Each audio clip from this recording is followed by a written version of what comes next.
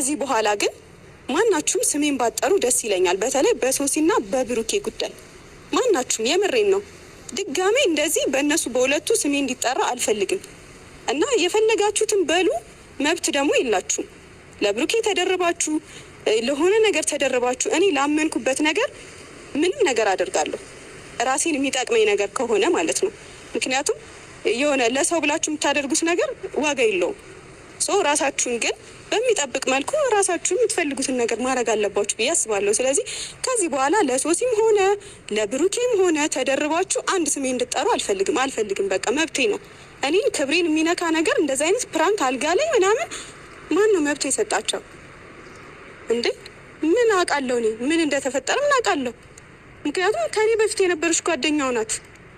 ከዚህ በፊት አብረው ቲክቶክ ሰርተዋል ምናምን ከዚህ በፊት አልፌዋለሁ። ይሄ ነገር ይሁን ምናምን ብዬ አልፌዋለሁ። አሁን ግን አላልፈውም፣ በጭራሽ አላልፈውም።